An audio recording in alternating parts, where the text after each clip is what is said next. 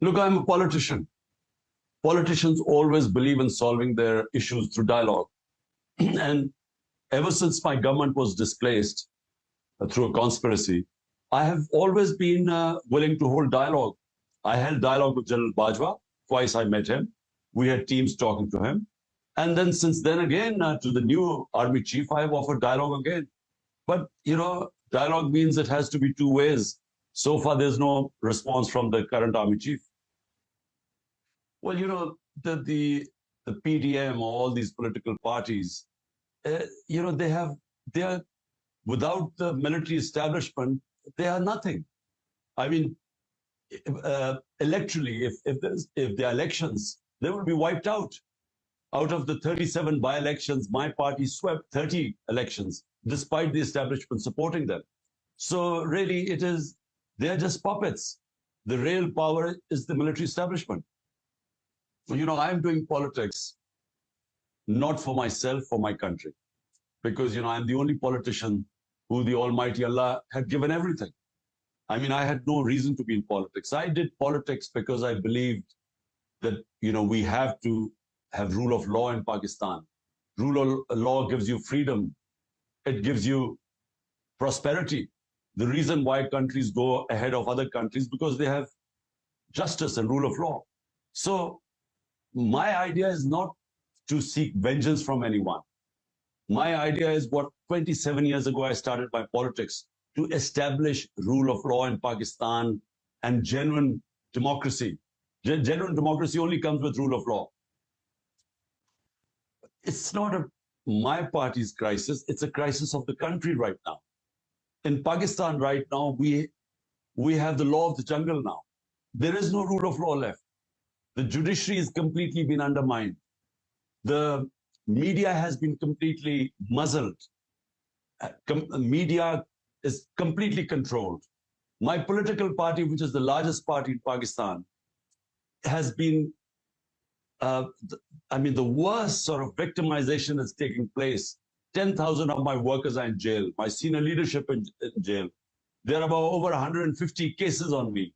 So what is happening is that in trying to dismantle my party, actually the whole democracy in Pakistan is being dismantled, which is the real worry. Because if you destroy the democracy of a country, you basically destroy its future.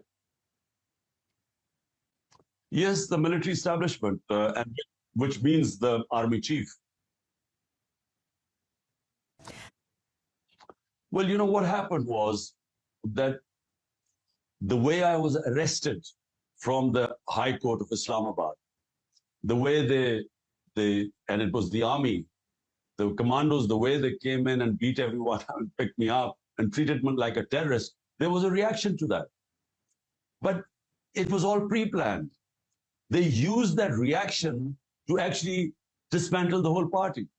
Because in 48 hours, how can 10,000 workers be immediately jailed? I mean, how can there be such a crackdown unless it was pre-planned? So the whole thing was pre-planned. The way I was picked up, police could have picked me up. Or they could have just taken me. I mean, I'm a 70-year-old man. You don't need a commando action to pick him up. So it was all planned. The reaction, there was going to be a reaction, and they used the reaction then to completely go after the party and dismantle the party. In fact, in 1933, Adolf Hitler did this. The German parliament in Berlin was burnt. He used that as an excuse to completely go after his rivals, which were the communists, and he destroyed them. My experience of international relationship, especially when I was in power for 3.5 years, the international establishment, always their interests come before human rights. So they will use human rights to blame China for what's happening in Hong Kong or what's happening to the Uyghurs in China. They will use it against Russians, but they do not use it against countries that they have interest with or they are allied to. So I feel that maybe they think that the government, the current government, is supporting them in Ukraine. Maybe that's why, and maybe I want Pakistan to be neutral. I don't think Pakistan should be part of any conflict. So maybe that's why they're not saying anything about human rights. I have made no mistakes. I worked as a prime minister. I worked with the army chief. I navigated, my 3.5 years. It was the army chief who decided to stab me in the back. I never betrayed him. He betrayed me. He decided to have the current, who's the current prime minister. He decided he back him, and then he is the one who conspired to remove my government. I didn't do anything. Even after I was removed from power, I still tried to work with the army. Now, what I want is, in Pakistan, that you have to have free and fair elections, which will bring stability. Now, as far as I can understand what the army establishment wants, it wants a next government to be without me. So they don't want elections unless and until I am completely removed from the scene or my party is destroyed. This is what's happening. So I don't have a problem with the army. All I want in Pakistan is rule of law. The army chief seems to have a problem with me. So what Zahid Hussain says makes no sense. I mean, I didn't do anything wrong. Look, let me explain to you. They talk about me being in a weaker position. Look, a political party is only in a weaker position when it loses its vote bank. If my voters abandon me, I'm in a weak position. Today, PTI, my party, is the largest party in Pakistan's history. And the more they have victimized my party, the bigger the vote bank has grown. Look at any survey in Pakistan. Look at any opinion polls. Out of the 37 by-elections, we won 30. So the public is standing with me, so I'm not weak. But the country is getting weaker.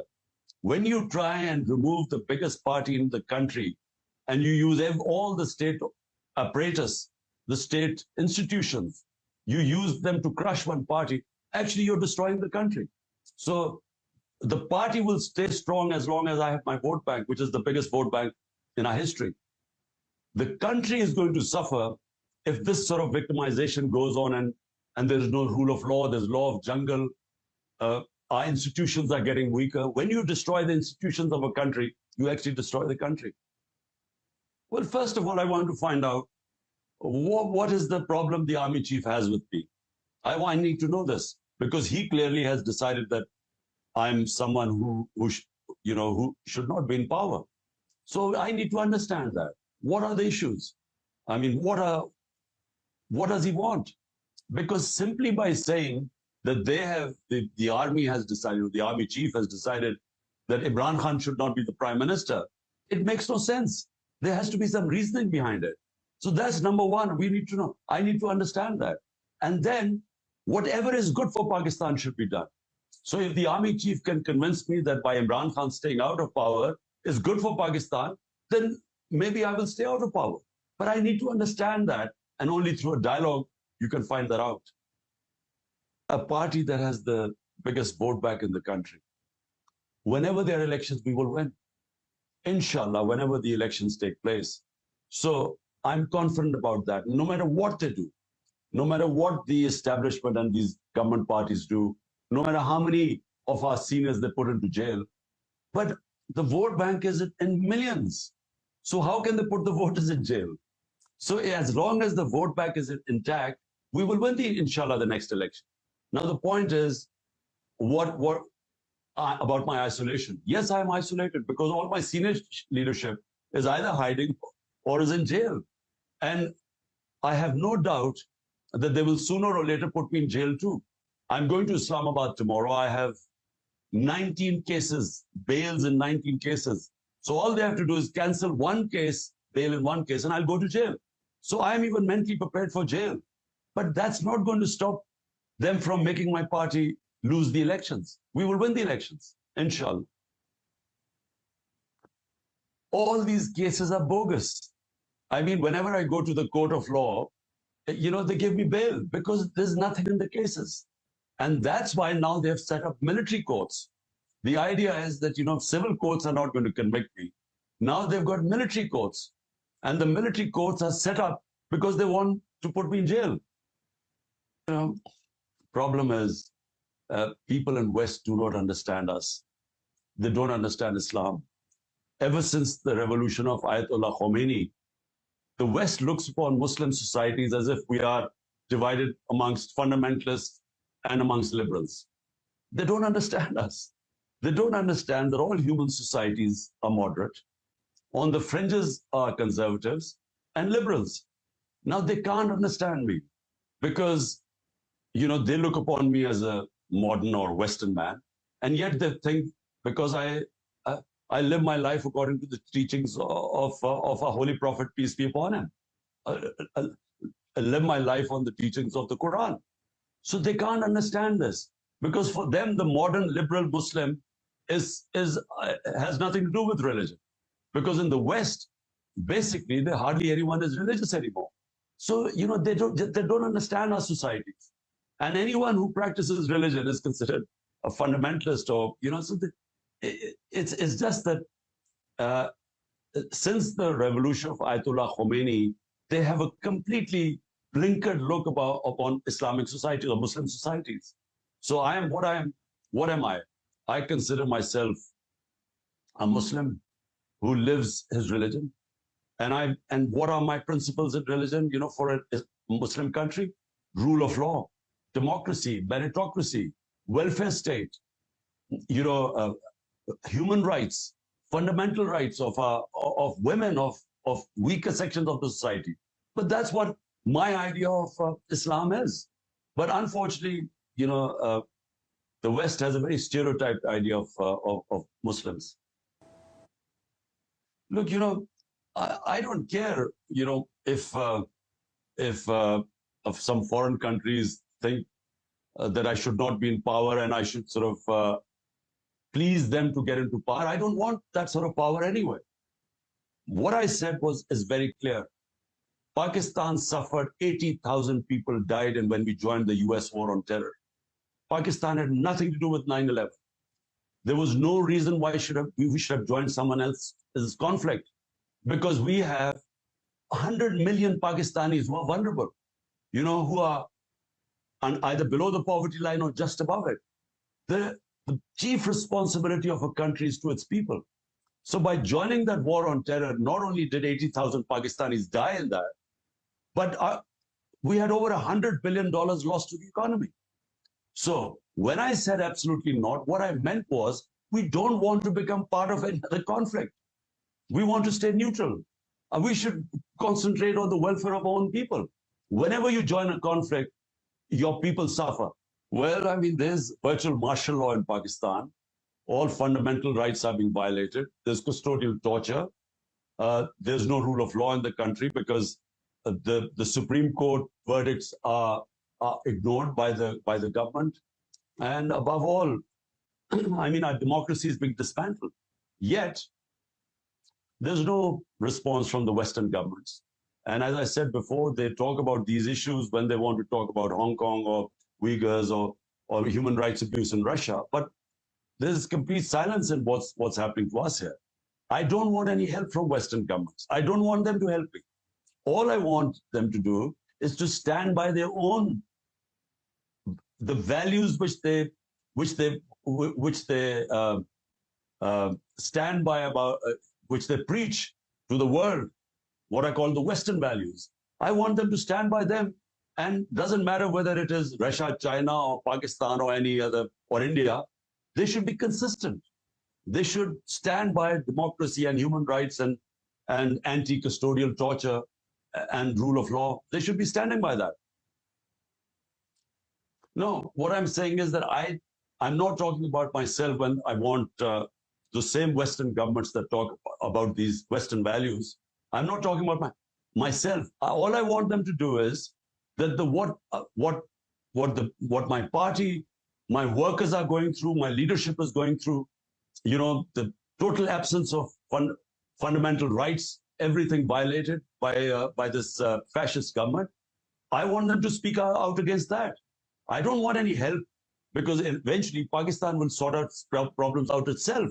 We don't want any outside help, but I want them to speak out against human rights abuse. I don't care, what people remember me as, but I will try my best for what is good for my country. And I started my movement, and I call it jihad, 27 years ago, because justice is in our religion the most important thing the Almighty Allah expects from us is to have justice, to bring justice on this earth. So it is almost a sacred duty, and justice gives freedom to human beings, and that's why it is a sacred thing, because anyone who fights for his freedom is a martyr in Islam. You know, we call them shaheed. So therefore, for me, it's a struggle. I will try my best. If Allah makes me succeed, great. If not, then I've tried my best. So that's how I look at it. Listen, I'm saying this in front of you. Nothing can stop us from winning, inshallah. Why? Because when a political party has the biggest vote bank in a country, you cannot defeat that. So they can try everything. They can try all these methods of putting up people in jail. But how many people can they put in jail? 10,000, 20,000. But Pakistan is a country of 250 million people. It's not going to make any difference, because if the party is the most popular party in the country, we will replace the people. The party ticket will win. And I can tell you right now, whenever there are elections, we are going to win. And this is the election year. So all what you're saying is that, fight to the end. I always fight to the last ball. I will fight to the last drop of my blood, because this is for my country. Unless Pakistan has rule of law, genuine freedom, which means democracy brings freedom, we have no future. So therefore, there's no question of me ever giving up. And especially when I know that whenever the elections, inshallah, we'll win.